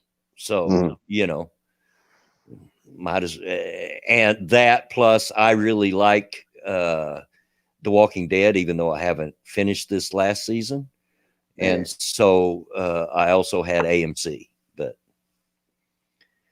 I can't begin. Like I said, I gotta start from the get-go. I done missed so much of The Walking Dead. Yeah. I was like the same thing with Game of Thrones.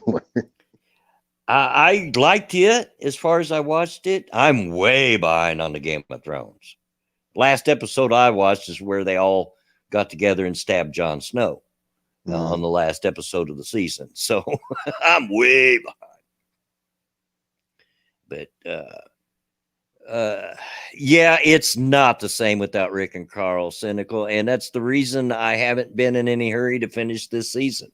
I got halfway through it to the break, but I haven't watched the second half of the season. And I'm with you. It's just not the same without Carl and Rick, even though my favorite character obviously is Daryl. My desktop is Daryl holding his crossbow.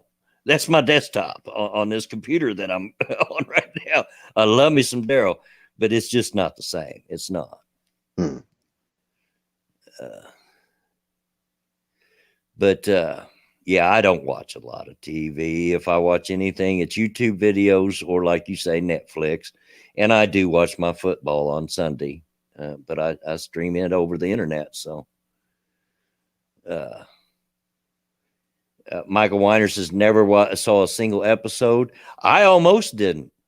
I happened on it by accident. I'd never heard of it. When Walking Dead started, it wasn't expected to be a hit. It was just going to be a summer thing, one of them summer shows, and it caught on and became a hit. And but I had never heard of it, didn't know anything about it, was flipping through the channels, and The Walking Dead, I'm like, what's this? I'll watch it, see what it's about. And that was it. I was hooked. Yeah, I heard about it like a couple episodes in. A lot of people started talking about it on the internet, and that's how I got to know, like, what the hell is The Walking Dead? So it's like I checked it out, and I'm like, all right, I like this. But there's one thing about me that you got to understand. If it's a TV show or a movie or a game, if there's zombies in it, I'm all in. Don't ask me why. I just love the zombies. And it's got to be the slow shuffling zombies, not the 28 days later run like maniac zombies either. I'm a purist. It's got to be the slow, like original Night of the Living Dead type zombies. Yeah, the slow one, not the what is what I think is what Dawn of the Dead, where they're like running. Yeah. Well, World War Z had the running zombies 28 days later, although I wouldn't really call those zombies, but I guess they kind of were. I get the scare factor of the running zombies, but it's not the same for me. I don't get the same feel from it. Just not a fan of it.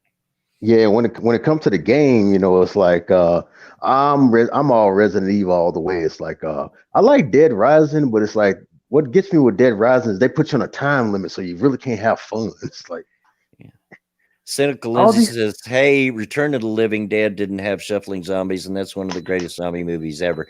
Yeah, but it was funny. Isn't that the one where they went brains? Isn't that it? But it was funny and meant to be funny. Fun fact about that movie that some of you may not know, Return of the Living Dead, if that's the one I'm thinking of, I'm waiting for Cynical to confirm that that's the movie. There's a girl in it, plays like a punk girl, got a mohawk in it, and there's a scene where she's naked. Well, she was, and Cynical says, yes, it is. There's a scene where she's naked, and she's completely shaved, naturally completely shaved. And the producers of the movie, the directors or whoever is making the movie says, no, we're going to have some hair there. It just isn't going to film right or whatever. What the? Or no, she was, no, I take it back. I got it back. She was not shaved. They wanted her to shave for the movie. So she shaved. After she shaved, they said, well, it's not filming right. We're going to have to put some hair back on her. So here's a girl that started out with hair on her nether regions that shaved it because they wanted her to shave it, but then made her wear a gherkin or like a wig to make it look like she had pubic hair in the movie. So if you watch the movie, you see that scene, she's wearing a gherkin. So because they wanted to shave, but then like, oh man, it's not filming right. We got to put something there. Yep. That's kind of like old boy on Sleepaway Camp who had to wear that fake mustache. Yeah. Well, that's like have you ever watched the original Batman TV show out of the 60s? You know, I've seen some episodes. Like, man, the Joker, it's got a place in my heart because I grew up with it. You know, I was a little kid in the 60s. But the Joker, the actor that played the Joker, Cesar Romero, had a mustache, a very thick mustache, but he wouldn't shave it for the part. So if you look really close, and now in the day of HD TVs, it's even more noticeable. He just took white makeup and covered his mustache with the white makeup. Like, I'm not shaving it. No. I love it. Nope. But yeah, that was a good movie, Cynical. But it was different because it was a comedy, and it was meant to be a comedy. It was a horror comedy. It wasn't a serious zombie movie. So I would consider it kind of separately. You know what I mean? But yeah, it was a good movie. Yeah, and of course I've seen episodes of the original Batman. How you think I fell in love with Eartha Kitt? Like, man. Oh, yeah. I mean, come on.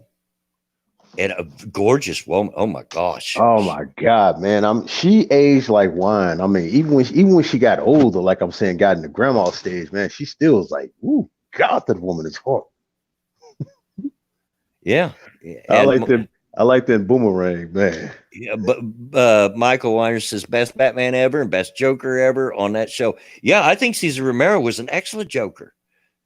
Absolutely great Joker. That which I almost started a fight because I said the best Batman was Michael Keaton and the best Joker was Heath Ledger. That's just my opinion. Well, no, I won't disagree with you. In my opinion, Heath Ledger is the best Joker.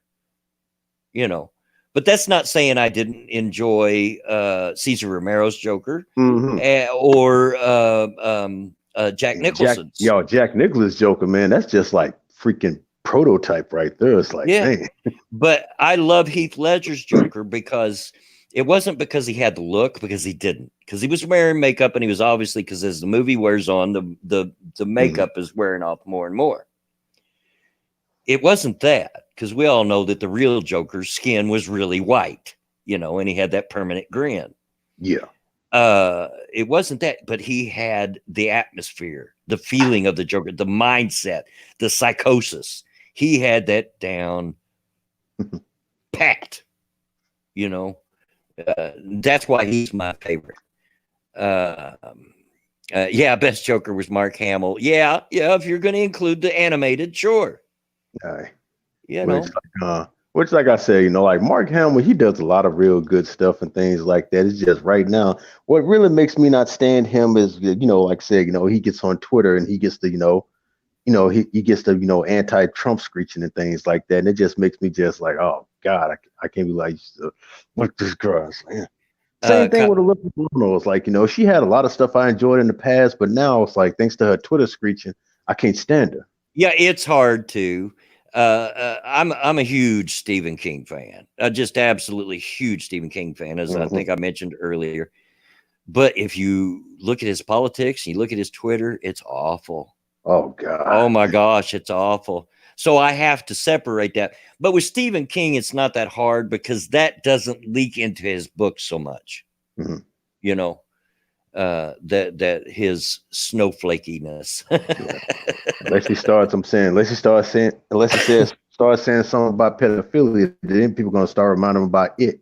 Like, this comes from the guy who had who had a child origin in his book. Some people it's just hard to separate that from. Some people it's not as hard. Like I like a lot of Elton John's music. Don't care for him as a person. Just don't. But I like his music. So I'm able to separate that. But the ones that get out there and they're constantly screeching on Twitter and that creeps its way into the movies or songs that they do or stuff. Yeah, you're like, no, can't do it. Yeah, and it just basically shows like how easily they can be bought, because that's exactly why they're doing it, because they're doing it because Hollywood is saying like, hey, if you want a job here, you gotta be this, you gotta support that, you gotta say, I'm all for this, 2 thumbs up and things like that. Other than that, you ain't gonna get a job. And that's why I feel like most of them are doing, they're just basically doing it to keep a hold of their, their Hollywood status, which is what I don't like right there. Pox Toxic is asking me, you're going to go see Dr. Sleep and says to read the book first. I probably won't. Number one, because I can't afford it. I'm poor and it's expensive as heck to go to movies. Secondly, for that reason that you mentioned, I would rather read the book first. And that's one Stephen King book that I have not read yet. If I'm going to go to the movies, it's going to be like a movie I'm really, really looking forward to see. Yeah. Like the upcoming Ghostbusters right there. Like, yeah, I'll dish out the money to go see that right there. Somebody asked earlier, who was it? Kyler Tucker and Dale versus Evil was an interesting twist on slasher films. I've heard about that. Is that the one where it's the hillbillies, the rednecks, that by not meaning to, all these people die kind of thing? It's kind of like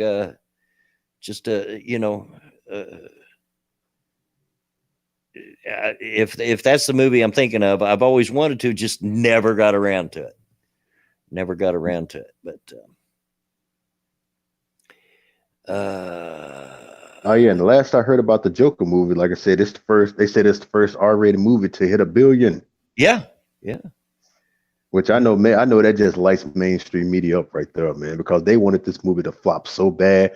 They wanted it to cost a mass shooting. They had so much stuff written for the, I was saying, the Joker's the reason for all this toxic mass. They did everything they could to try to destroy this movie, and all they did was help it. Yeah. Cynical Lenses says Elton John has done a lot for charity, though. And yes, he has. And I'm not saying that he's a bad person. You ever had that person that there's just nothing concrete, you just don't like them? There's just somebody you don't like, and that's the way it is with me and Elton John. I don't know. I just don't like him. I can't explain to you why. I just don't. That, and he wanted Tony Danza to hold him tight. Hold him closer.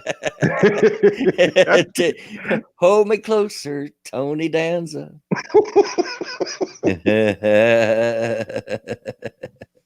I wouldn't tell Tony Danza that, because I heard, he gets really lit up about that. Yeah. See what you get here. Who knew? We start out talking about politics, and we're talking about slasher flicks now and stuff, and Elton John. You don't know what you're gonna get with this string. Yeah, and that's a good thing. I can't wait until June though, because down in Houston, they're supposed to have like a horror fest thing. I think I mentioned this before. Mm-hmm. And Felissa Rose is going to be down there, and I'm like, oh man, what I'm saying, if I can finally meet that lady, it's like, God, like I said, I grew up watching Sleepaway Camp right there, and back then she was like a little teenager, and she was hot back then, and now it's like she is even more hotter. Like I think she's like in her 50s, and oh my God, that woman is so damn beautiful. So I'm hoping I get a chance to meet her, when that comes around. Yeah. Cynical Lindsay says that's how I feel about Nicole Kidman. I don't like her, and I can't put my finger on why I don't like her. Yeah, there's just those people. We all know. We all got the. If you're going to be honest, we've all got that person that we just don't like. We don't really know why, but we just don't. You know, something about them just rubs you the wrong way. Yeah, and I kind of sent Lindsay. You're probably not alone because I've got that same thing with Nicole. There's just that something about her that I'm like, not one of my favorite people. She looks snotty. Probably, yeah. Michael Weiner says and I think he's talking about Elton John is doing his retirement tour. A few friends went to see it and absolutely loved it. Yeah, he just passed through Indy just in the last week or so. So yeah, I was aware of that. Kyler says he feels the same way about Matt Damon. He just rubs me the wrong way. Yeah, I don't know why. Yeah, we've all got those people. If we're honest with ourselves, that we just really have no real reason why we don't. We just don't like them. Yeah. Jay Wolf says Tom Cruise. What did Tom do besides that Scientology BS? Well, that might be enough in and of itself, the nutcase, but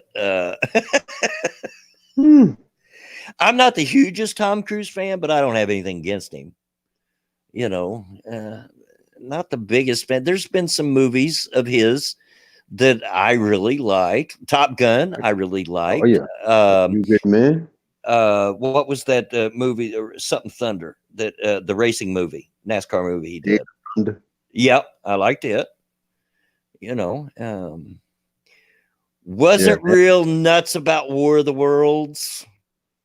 I think they kind of ruined a great science fiction story with that one, but yeah, he did good. He did real good in the Mission Impossible series. Yeah, and Jack Reacher.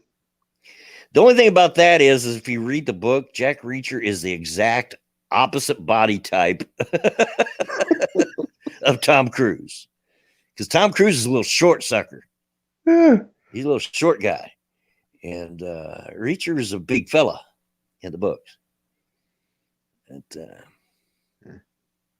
Yeah. I'm not the biggest Tom Cruise fan, but he's all right. He's all right. That didn't need to be remade. Are you talking about the War of the Worlds or because I agree, it didn't need to be remade. The original War of the Worlds made in the late 50s was classic, absolutely classic. And I feel it still holds up today. Mm-hmm. I think that it still has that suspense and that feeling. And it's a great story. And I think it really still holds up today. Yeah, some of the practical effects were a little laughable, sure. But yeah, I didn't think that was a movie they needed to remake. No, at all. Yeah, there are some movies right now, like still to this day, they just hold.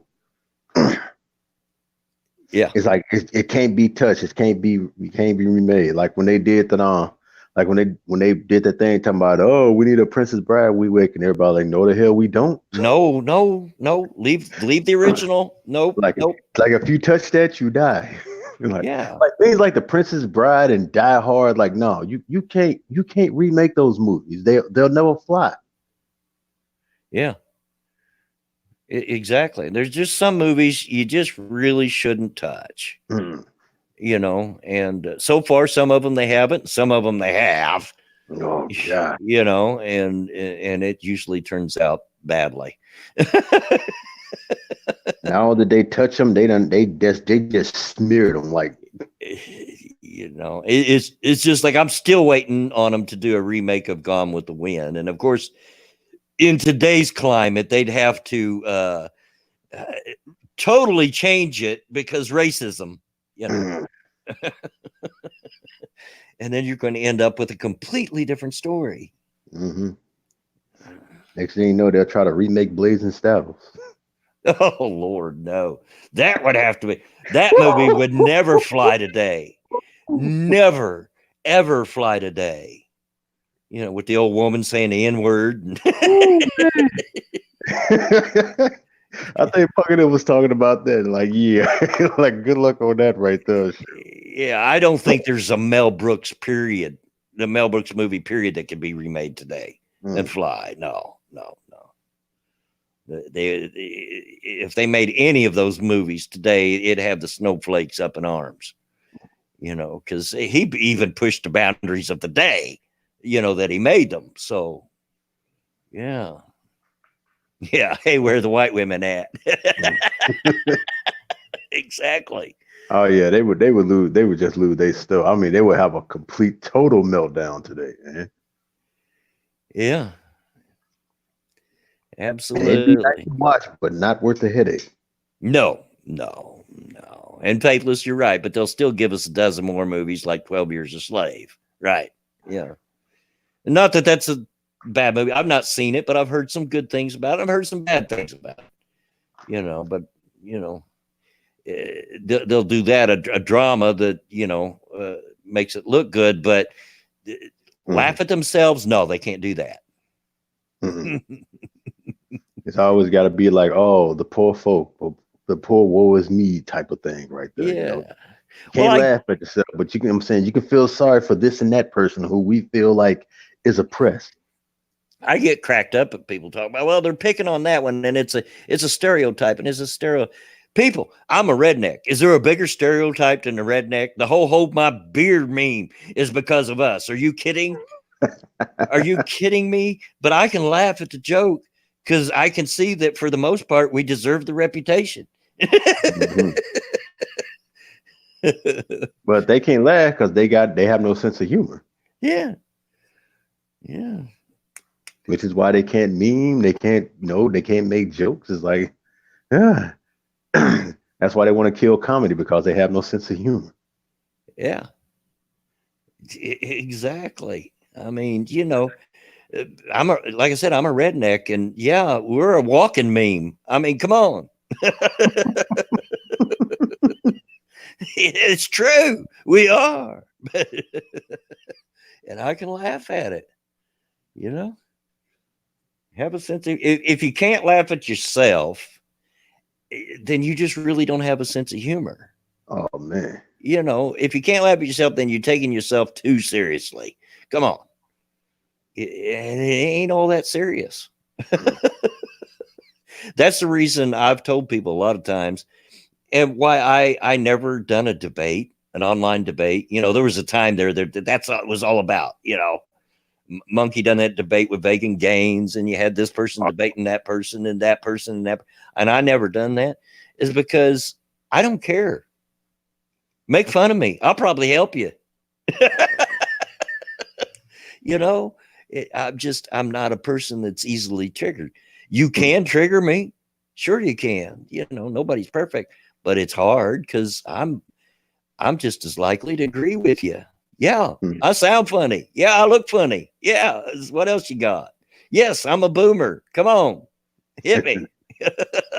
Oh, I'm loving the whole boomer thing right there. I'm like, y'all, calling me a boomer is basically complimenting me because I'm a Sooners fan. We call each other boomer all the damn time.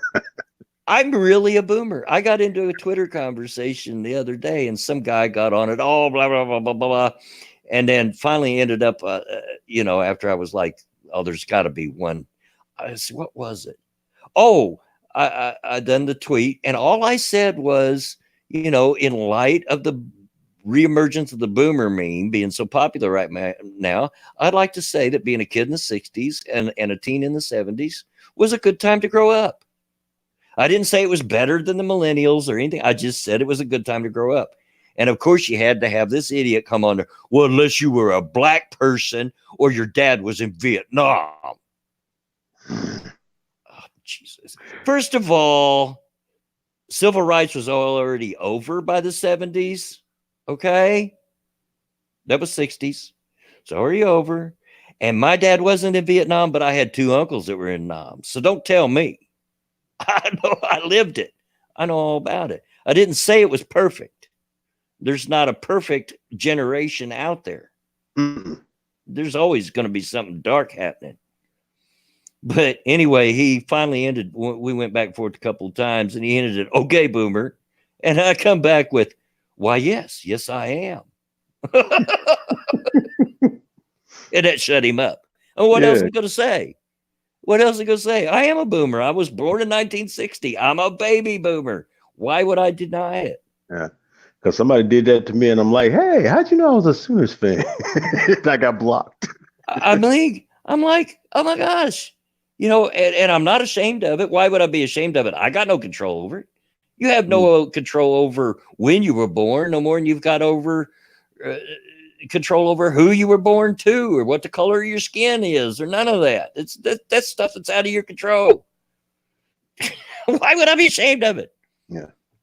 I think it's just basically one of the most trendiest things to say because they're trying to come up with a new word to label people who disagree with them and things like that. And right now, boomer is it, because hell, they done overused Nazi and racist and whatever the hell else they can try to do. By watching Twitter, and for what I understand is because some of the millennials got all butt hurt because the boomers were saying how a bunch of snowflake generation they are, and in a large part they are. Not all of them. Hashtag not all. Some of you out there, millennials. Most of my friends on YouTube are millennials, people. They are. But they got butt hurt, so they're going to come back to try to throw something at the boomer generation that's going to butt hurt them. And maybe they did hit a few of them that are upset at it. But for most of us, like me, Michael Weiner out there in the chat, and some of the rest that are boomers like me, we don't care. Yeah, I'm a boomer. What are you trying to say? Come on. Me, I'm Gen X. So. Yeah. Monkey's Gen X too. Yeah. You guys are just staying out of it.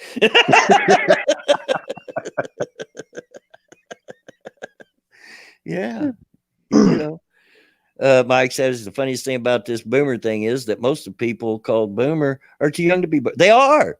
They've just turned it into an insult, and I don't understand why it's an insult. Yeah, I get it. They blame us for ruining the world, he says with quotation marks, air quotes that you can't see. We ruined the world. Well, I don't know how that is. And how are you going to blame the entire generation on something that maybe a few people did? I'm sorry, but I don't recall doing anything that ruined the world. I spent my life trying to make a living and providing for my family. I don't see anything wrong there to be ashamed of. And if anything, I'm saying tell them to get used to it, because by the time they reach our ages and things like that, guess what? The generations after them are probably going to be saying the same thing about their age. Oh, every younger generation picks on the generation before it. Oh, it man. just this time it just happened to skip a generation, and they're skipping right over the Gen Xers and attacking the boomers. I mean, man, the millennials and the snowflake generation, they got something in store for them, man. Yeah. Cynical Lindsay says, to be fair, is the boomers that raised millennials to be the way they are. Not all boomers, of course. Yeah, I sure didn't raise mine to be, and not all my kids would be considered millennials, I don't think. Maybe. My oldest, he'll be 37 in January. I don't know what that puts him. If that's Gen X or that's millennial, I don't know. But I sure didn't raise them to be snowflakes by any means. And that my kids didn't get all this. If you don't stop that, I'm going to. And they keep going and they never do. You know what I mean? Or going to give you a timeout in the corner. Nope. Nope. My kids, and I'm not afraid to admit it. It's not like I beat them all the time. I can count on one hand how many times I spanked my kids. Because I didn't have to. Because they knew I would if I said I would, if they didn't stop whatever it was they were doing. It wasn't a threat. It was a reality. If you don't stop that, I'm going to whoop your butt. And they knew Dad meant it. So they quit. Wasn't none of this timeout. No. If any of my kids are snowflakes, it's not because I raised them to be. That is a fact. But having said that, Pat, my gosh, it's been so much fun having you on. 2 hours has passed already. Yeah, and it flew. I'm telling you. I am telling you. And in it, and honestly, people, I really miss streaming for you all. And I can't wait to get back to a regular schedule. I really can't wait, because it just feels like it's been forever since my last stream. And it's only been a week. but it just feels like forever. But I said it earlier in the stream, but in case you weren't here for the beginning, not next week. There won't be a Tuesday and Thursday stream again next week. And there probably won't be a Redneck Trek because I'm just too wore out by the time I get home. But next week is the last week that I'm in training mode. So I'll be going to a part-time schedule instead of full-time schedule. So I'll have more time. And I have seen the week after the week of Thanksgiving, and my stream days are open. Although I'm conflicted on whether to stream on Thanksgiving, which would be a Thursday, one of my regular stream days. I don't know whether I'll be streaming that day or not. We'll have to see. I don't know what the family's got planned. But it will be getting better, folks. Just hang in there. Just hang in there. Have some patience. Once I get out of this training period, then we'll get back to a more regular content. And I, as well as the rest of you, I look forward to it. I miss it. I've just been too tied up with trying to survive this job. But yeah, it's flown. Geez, thank you, chat, for showing up, and all you guys are showing up on a moment's notice, and probably, didn't even know if there was going to be a stream today, I'm sure. Thanks all of you. Thanks for those that give the donation. Pat, love you, brother. Same here. You're probably, I'm pretty sure you're the first friend I made on YouTube. I'm pretty sure. And I remember when it happened, it was because of a video, a guest video you done for Suit Yourself. Mm-hmm. And I'm sure you remember that. And you and I started talking in the chat and got to be friends from that. Yeah, since then. Been a while. So always good to have you, buddy. Thank you for coming on. And is there anything you want to shout out? Yeah, like today I just dropped down a recent video on my Psycho Rick channel. So if you ever get a chance, check that out right there, check out the rest of my content and subscribe to that. And also, like, I want to thank everybody who's like been watching my one video about Michelle Thomas. Like right now at this point, I think it's almost reaching like 18,000 views. So it's like I've been liking that right there, like a lot of people have been like really slowly getting into my content. It's been up and down, like like sometimes people watching, sometimes they won't, but I'm slowly building it up. Yeah. I feel so if you ever get a chance, check that out right there. There you go. Go do it. It's good stuff.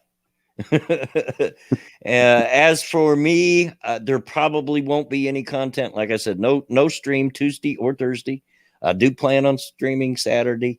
If I find time, I'll eventually get this episode that I've got recorded of Redneck Trek out. But I wouldn't count on it, folks. I'm not going to promise it. I've just been so doggone dead tired when I get home that I just come home, sit in my chair, and stare at the wall. There it goes. Yeah. But anyway, after that, it should get back to normal. So watch out for that. But at the very least, there will be a stream next Saturday at this time, 2:30 Eastern Standard Time. But until then, get out of my yard. Bye, everybody.